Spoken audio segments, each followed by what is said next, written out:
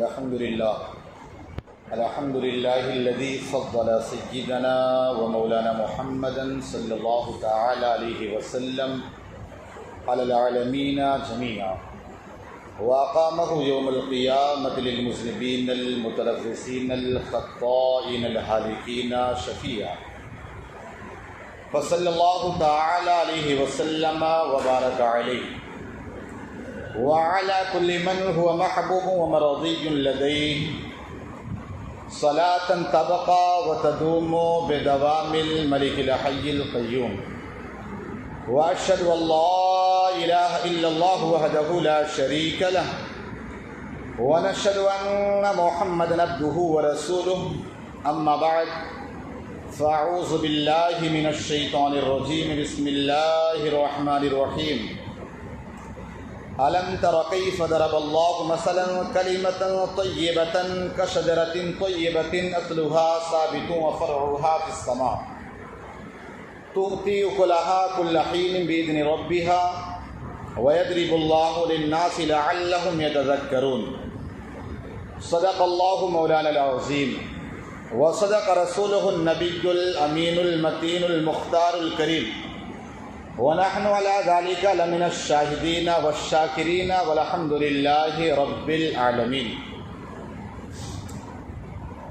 الحمدللہ ہم اور آپ آج اسلامی نئے سال 1442 ہجری میں داخل ہو چکے ہیں. اللہ رب العزت کی بارگاہ میں دعا ہے کہ اللہ تبارک و تعالی اس سال کو ہمارے لیے خیر و برکت والا بنائے اور اللہ تبارک و تعالی تمام مسلمانوں کو اس نئے سال میں اللہ تبارک و تعالی تمام طرافت و بلیات سے محفوظ فرمائے. اللہ تبارک و تعالی کا بے فضل اور بڑا کرم ہے کہ اس نے ہمیں مسلمان بنایا، اور اس سے بڑھ کر یہ کہ اللہ تبارک و تعالی نے ہمیں اپنے محبوب کا وفادار غلام بنایا. اور اس پر کرم بالائے کرم یہ کہ اللہ تبارک و تعالی نے اپنے محبوبوں کی محفل سجانے کی توفیق عطا فرمائی. اس لیے کہ شاعر کہتا ہے نا، اللہ اللہ کیے جانے سے اللہ نہ ملے گا، یہ اللہ والے ہیں جو اللہ سے ملا دیتے ہیں. امام علی مقام رضی اللہ تعالیٰ عنہ کی یاد ہم اس لیے مناتے ہیں تاکہ ہمیں خدا تک پہنچا دیں. تو اللہ آپ یقیناً بڑے قابل مبارکباد ہیں کہ ایسی محفلوں میں حاضر ہیں. آپ خود نہیں آئے بلکہ بلایا گیا ہے، اور جہاں بھی اللہ تبارک و تعالیٰ کے محبوبوں کا ذکر ہوتا ہے وہاں پر اللہ تبارک و تعالیٰ کی رحمتیں برستی ہیں. اور جب تک آپ بیٹھے رہیں گے یہ ہمارے گناہوں کا کفارہ ہوتا رہے گا. اس لیے کہ آقا کریم صلی اللہ تعالی علیہ وسلم ارشاد فرماتے ہیں، ذکر الانبیاء عبادت و ذکر الصالحین کفارہ، کہ انبیاء کا ذکر کرنا یہ عبادت ہے، اور اگر اللہ والوں کا ذکر کیا جائے تو انسان کے گناہوں کا یہ کفارہ ہو جاتا ہے. تو میں دعا کروں گا کہ یہ محفل کو سجا رہیں اللہ تبارک و تعالی، اور جو حاضر ہیں اللہ تبارک و تعالی سب کے زندگی کے تمام شعبے میں خوب خیر و برکت عطا فرمائے. رزق میں، علم میں، عمر میں اللہ تبارک و تعالی خوب برکت عطا فرمائے. کوشش یہ کریں کہ جو باتیں ہم سنیں نہ دوسروں تک پہنچائیں. اس لیے کہ آقا کریم صلی اللہ تعالی علیہ وسلم نے ایک موقع پر ارشاد فرمایا تھا کہ اے میرے صحابہ، من اجود الناس، سب سے زیادہ سخی کون ہے؟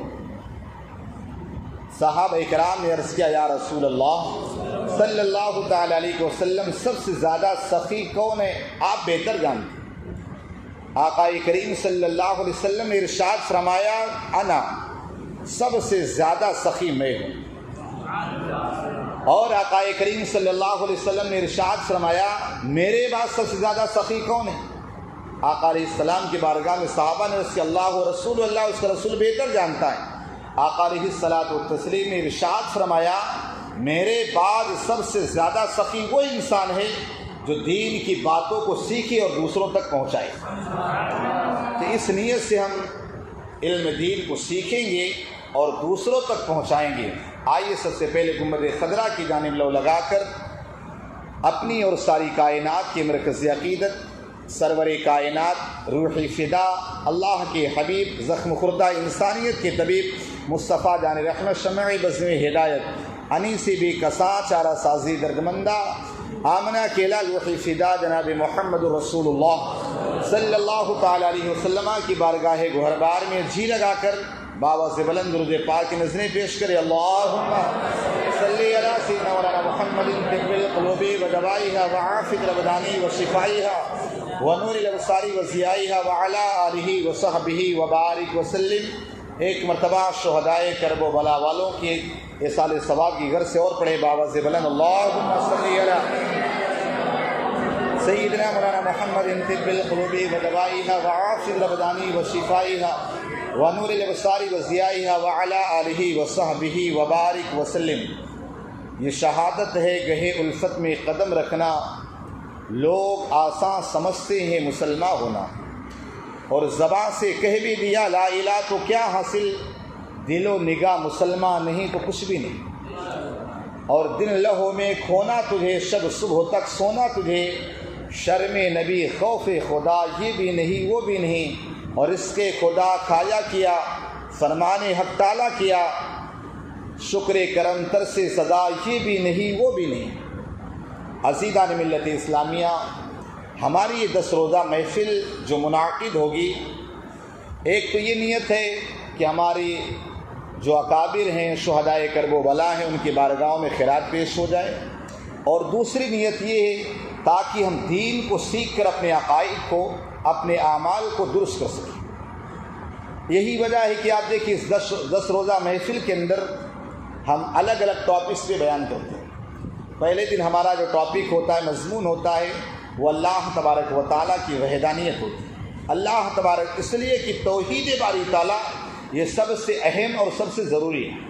اس کے بعد رسالت، خلفائے راشدین، پھر شہدائے کرب و بلا والوں کی داستان بیان کرتے ہیں۔ تو آج جو میرا موضوع ہے وہ کلمہ توحید، کلمہ طیبہ۔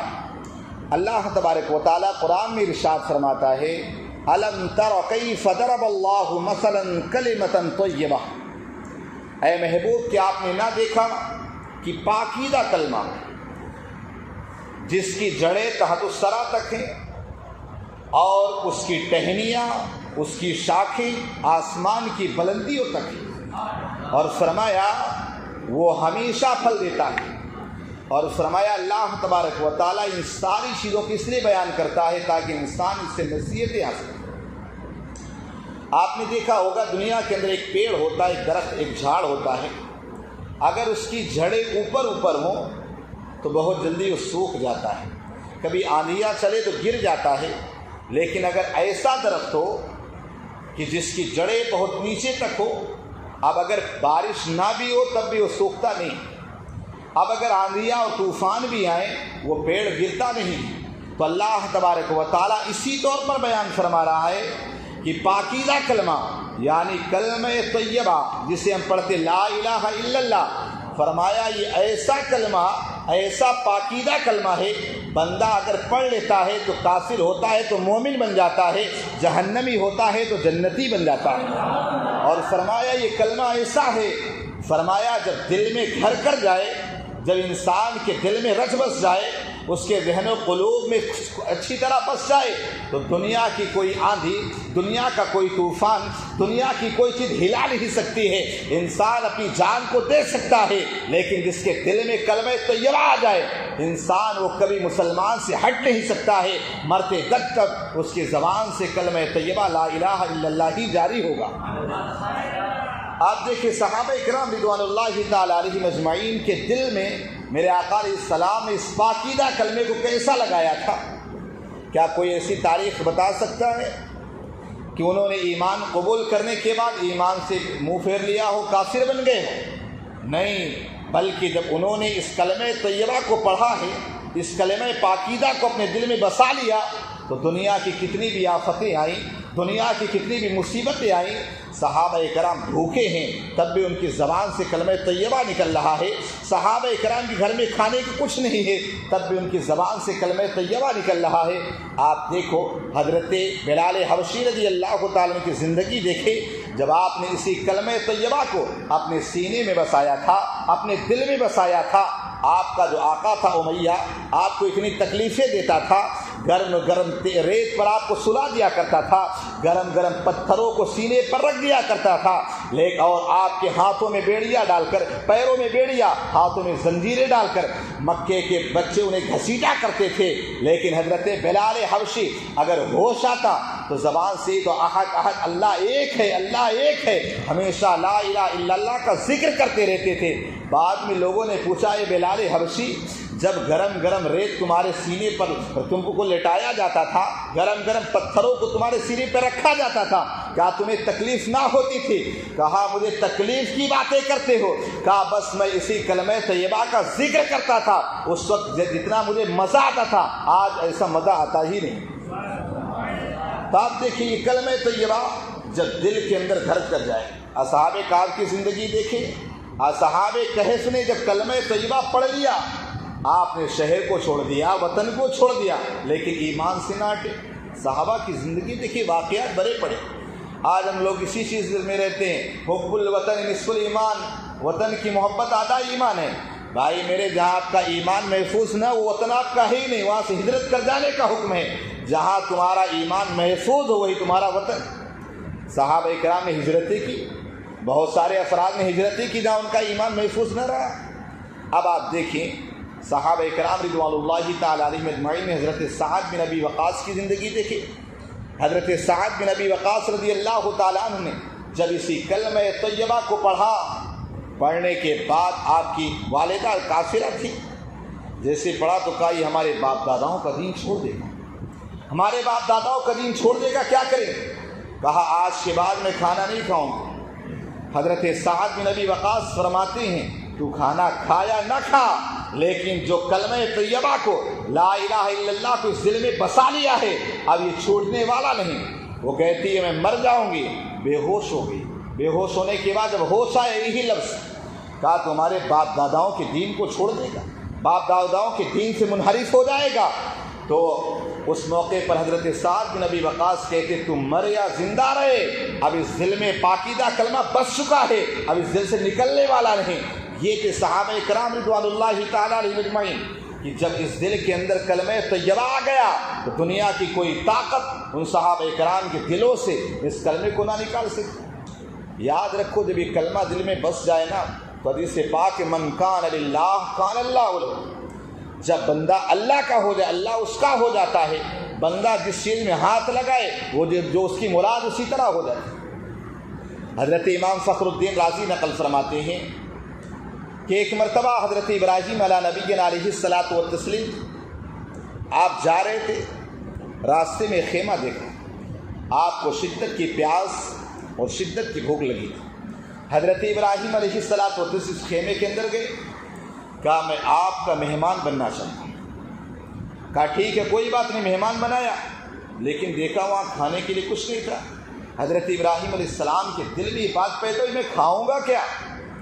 حضرت ابراہیم علیہ السلام کے دل میں بات آئی تھی، وہ بندہ جو تھا نا 2 پتھر اٹھایا، ایسے ٹکر مارا، ایسے جدا کرتا ہے، ایک سے میٹھا پانی کا چشمہ نکلتا، دوسرے سے دودھ نکلنا شروع ہوا۔ حضرت ابراہیم علیہ الصلاۃ والتسلیم رب کی بارگاہ میں اس کے اللہ یہ کیا معاملہ ہے، میں تیرا خلیل ہوں، یہ عام بندے کے ہاتھوں سے اس طرح ہو رہا ہے۔ اللہ نے فرمایا ابراہیم من کان للہ کان اللہ لہ، جو اللہ کا ہو جاتا ہے اس کے ہو جاتے، لہذا یہ میرا ہو گیا، اب جس چیز کو ہاتھ لگائے گا جو چاہے گا اسے بنا دوں گا۔ اب کیا سمجھ، یہ کلمہ طیبہ، یہ کلمہ طیبہ کو انسان معمولی سمجھتا ہے۔ لا الہ الا اللہ، کلمہ خالی لا الہ الا اللہ نہیں بلکہ پورا محمد الرسول اللہ صلی اللہ تعالی وسلم، پورا یہ کلمہ ہے۔ آخر یہ پورا کلمہ یہ کیوں پورا کلمہ ہے؟ اس لیے کہ بندہ اگر لا الہ الا اللہ پڑھ لے ابھی مسلمان نہیں ہو جب تک محمد الرسول اللہ نہ کہے۔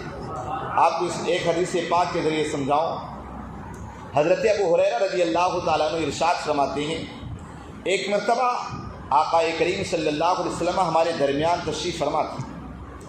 اب اس کے بعد آقا علیہ الصلوۃ والتسلیم اچانک اٹھتے ہیں اور ایک باغ میں تشریف لے جاتے ہیں۔ جب اس باغ میں تشریف لے گئے، حضرت ابو ہریرہ کہتے آقا علیہ السلام زیادہ دیر تشریف نہ لائے تو میں بڑا پریشان ہو گیا کہ کوئی کافر آقا کو تکلیف نہ پہنچا۔ کہا میں فوراً گیا۔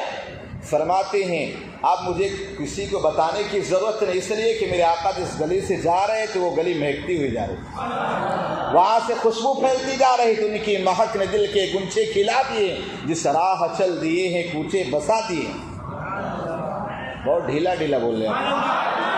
ابھی تو دیکھو آج سے ابتدا ہے، سمجھے نا، آخر تک جانا ہے، آقا امام حسین کی بارگاہ تک جانا ہے، تو آج سے تھوڑا جوش پیدا کرے، سمجھے نا، پھر آج کل سے الگ تھوڑا ہوگا۔ بہرحال حضرت ابو ہریرہ فرماتے میں اسی خوشبو کے پیچھے پیچھے گیا، دیکھا ایک باغ میں خوشبو آ رہی۔ حضرت ابو ہریرہ رضی اللہ تعالیٰ عنہ فرماتے باغ کے چاروں طرف ڈھونڈا لیکن کوئی راستہ نظر نہیں آیا۔ ایک نالی تھی، اسی نالی میں سکڑ کر کے میں اندر چلا گیا، جا کر آقا کریم صلی اللہ علیہ وسلم کی بارگاہ میں پہنچا۔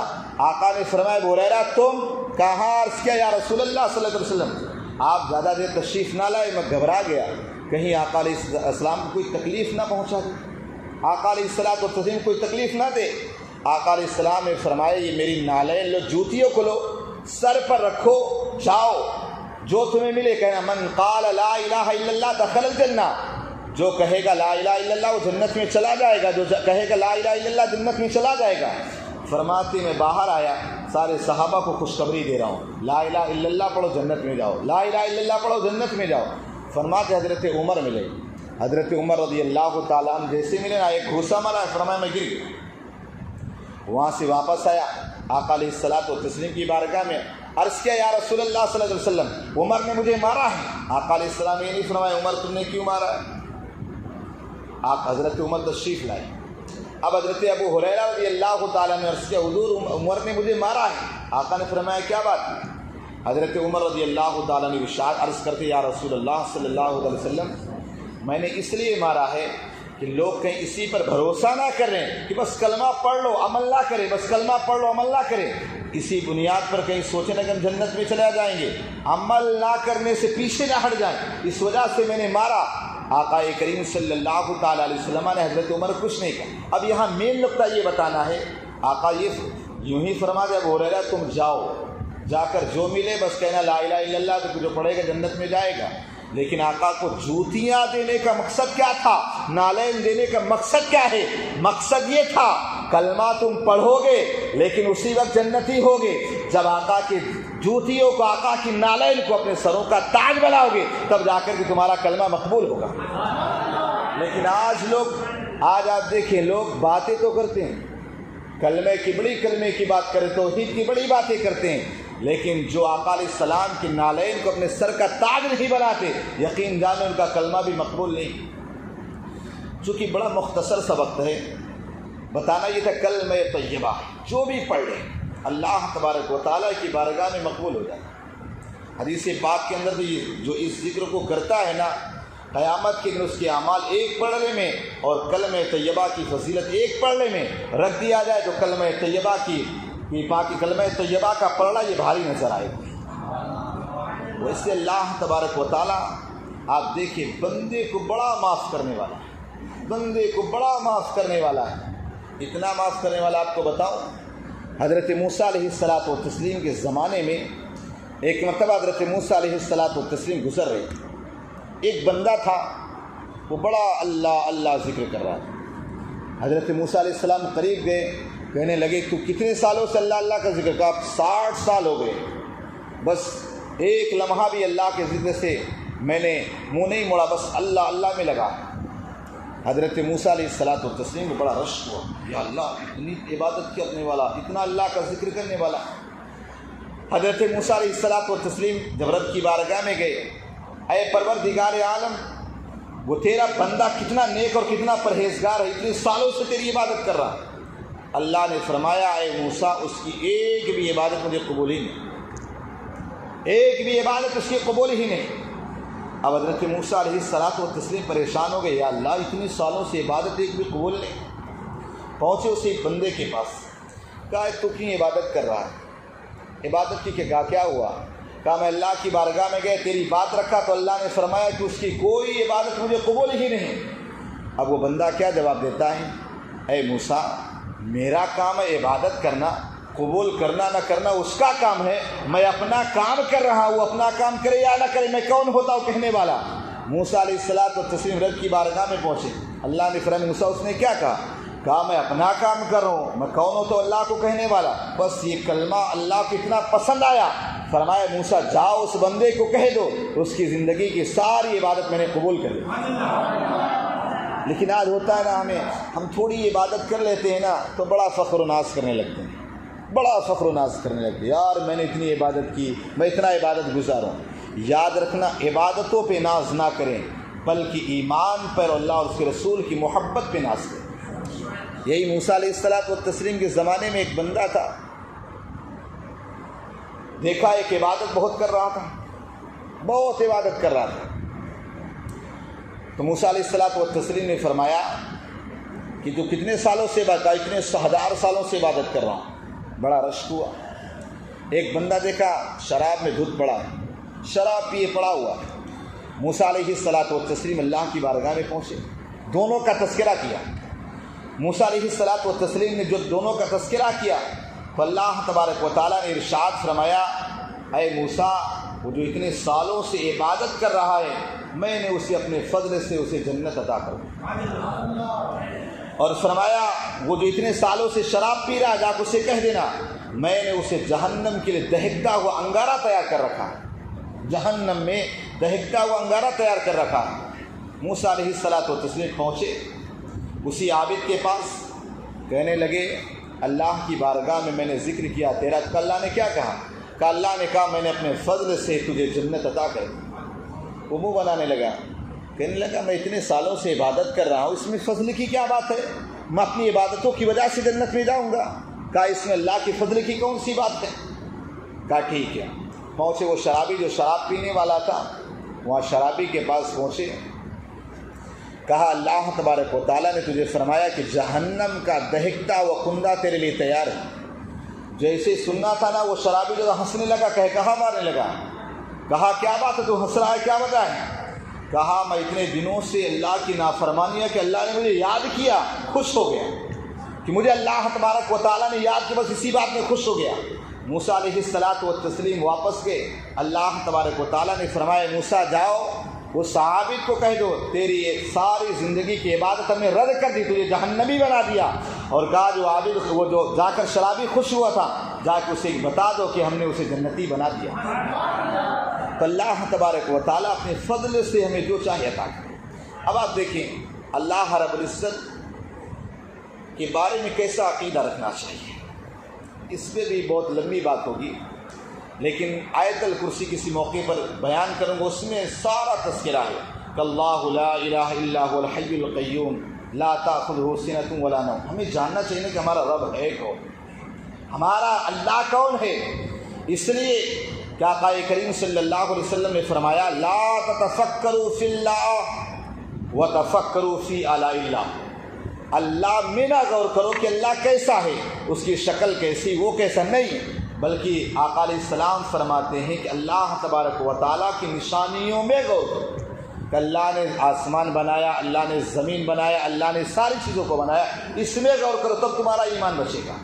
اس میں کہ اللہ لا الہ الا هو الحی القیوم، کہ اللہ تبارک و تعالیٰ وہ ہے جو زندہ ہے، ہمیشہ ہمیشہ رہنے والا، باقی سب مردہ ہیں، کوئی زندہ نہیں، بھلے زندہ بیٹھے سمجھے نا، باقی سب مردہ ہی ہے، لیکن ہاں جو اللہ کے نام پہ مر جائے وہ زندہ ہو جائے۔ حضرت امام حسین رضی اللہ تعالیٰ اللہ کے لیے اپنی جان کو لٹا دیا، تو آج ہر عاشق کے سینوں میں زندہ نظر آتا ہے۔ اچھا ایک بات یہاں پر رک کے بتانا چاہوں گا کہ حضرت امام حسین رضی اللہ تعالیٰ کی ہر سال یاد کیوں منائی جاتی ہے؟ آپ دیکھیے دنیا کے اندر بہت ساری جنگیں ہوئی، بہت سارے غزوے ہوئے، لیکن کسی کو سیلیبریٹ نہیں کیا جاتا۔ کسی کو سیلیبریٹ کیا جاتا ہے نہیں، لیکن باضابطہ طور پر آج تقریباً 1400 سال ہو رہے ہیں، 1380 برس ہو رہے ہیں پھر بھی امام حسین رضی اللہ تعالیٰ عنہ کی اس آپ کے جنگ کو، آپ کے اس غزوے کو آج بھی یاد کیا جا رہا ہے۔ اس کی وجہ کیا ہے؟ آپ دیکھیں اللہ تبارک و تعالیٰ نے 1,00,000 یا 2,24,000 کم و بیش انبیاء کو بھیجا، لیکن سارے انبیاء اکرام کی زندگیوں کو آپ دیکھیں نا، بچپن سے لے کر کے آپ کے ظاہری وصال تک پوری زندگی آپ کو نہیں ملے گی، کسی کی بڑے ہونے کے بعد، کسی کے بچپن کے بعد، لیکن جب آقا کریم صلی اللہ علیہ وسلم کی زندگی آپ دیکھو گے، آقا علیہ السلام اپنے باپ کی پشت میں ہیں تب بھی لوگ تذکرہ ہو رہا ہے، تب بھی آقا علیہ السلام کو تسلیم کی زندگی کو ملے گی، آقا علیہ السلام اپنی ماں کے شکم میں آ رہے ہیں تب بھی سارا تذکرہ ملتا ہے، آقا علیہ السلام دنیا میں آئے سارے حالات، یعنی آقا کریم صلی اللہ علیہ وسلم کی زندگی کے پورے معاملات کو آج تاریخ نے اور حدیثوں میں محفوظ ہے اور رہتی دنیا تک یہ محفوظ رہے گا۔ تب آپ دیکھیں آقا کریم صلی اللہ علیہ وسلم نے ارشاد فرمایا، الحسین منی وانا من حسین، حسین مجھ سے ہے میں حسین سے ہوں۔ مطلب کیا ہے؟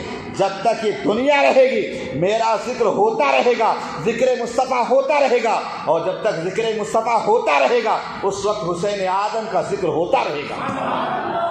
نہ کوئی ذکر مصطفیٰ کو مٹا سکتا ہے، نہ کربلا والوں کی اس یاد کو کوئی مٹا سکتا ہے۔ آج بھی آپ دیکھیں جیسے یہ محرم الحرام کا چاند دکھتا ہے فوراً وہ ساری یادیں تازہ ہو جاتی ہیں۔ امام حسین کا مدینے سے مکے سفر کرنا، میدان کربلا جانا، امام مسلم کی بچوں کی شہادت، حضرت امام علی اصغر کے حلق پر تیر چلنا، یہ سارا پکچر ہمارے ذہن و دماغ میں آتا چلا جائے، ہوتا ہے نا۔ تو آقا کریم صلی اللہ علیہ وسلم کا وہ صدقہ ہے کہ حسین مجھ سے ہے میں حسین سے ہوں۔ جب تک میرا ذکر ہوگا، جب تک حسین آدم کا ذکر ہوتا رہے گا، مٹ گئے مٹتے ہیں مٹ جائیں گے آخر، نہ مٹا ہے نہ مٹے گا کبھی چرچا تیرا۔ وآخر دعوانا الحمدللہ رب العالمین۔ السلام علیکم۔